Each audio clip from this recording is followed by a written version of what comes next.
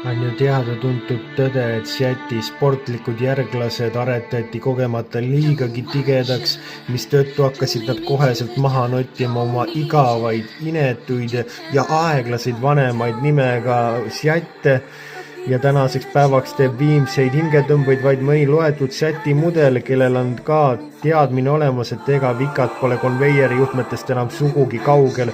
Seda enam on uskumatu, et üks neist on suutnud surma trotsida ja nendele välja kaubelnud mudeli uuenduse. See on täielik 8. maailmaime, Seat Arona on tagasi uuemas 6. Tere tulemast taas kord kaasa oma naistvuks või proovisõidu saatele.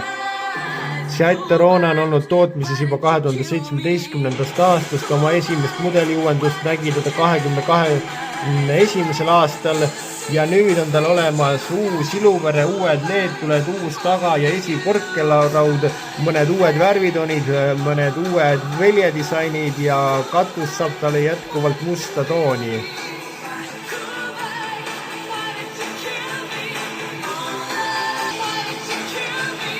Tagaosa disainis erilisi muudatusi pole võimalik näha, tagaistujatel on rahuldavalt jala- ja pearuumi, kuid keskmisel reisel on seal raske suure kardaani tunneli tõttu. Pagasruumid mahub talle 400 liitri jagu igasugust räni. Interiööris on väga vähe muudatusi näha. Seal on olemas uuemad istmekatted, olemas 8-tolline digitaalne näidikupaneel, mida saab tolli võrra suuremalt kõige paremas varustuses. Lisaks olemas tal 8-tolline või paremas varustuses 10-tolline multimeediaekraan, eraldi kliimapaneel on olemas, mis näeb küll välja nagu mingi 90-ndate raadio, aga on ta olemas. Palju juhtnuppe, ekraanid on lihtsasti loetavad ja mõistetavad, on juhtmevaba Android Auto, Apple CarPlay ühendusvõimalused ja juhtmevaba telefoni laadija on olemas, kuid peaks ütlema, et see interiöör oli aegunud juba ka 2017. aastal. Seat Arona on jätkuvalt saadal vaid esiviolisena. Teile kõik, kes ise katsete nelikvedu, peate siiski Land Cruiseri ostma.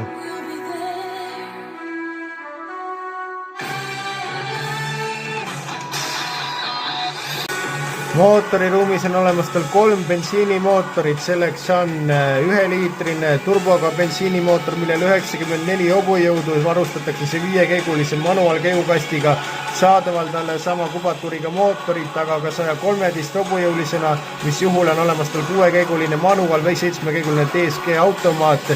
1,5-liitrine mootor on kõige võimsam, varustades sinu igapäevaelu lausa uskumatult 148 hobujõuga ja on vaid automaadina. Hinnad algavad tal 23 000 eurost ja viivad välja 27 000 euroni.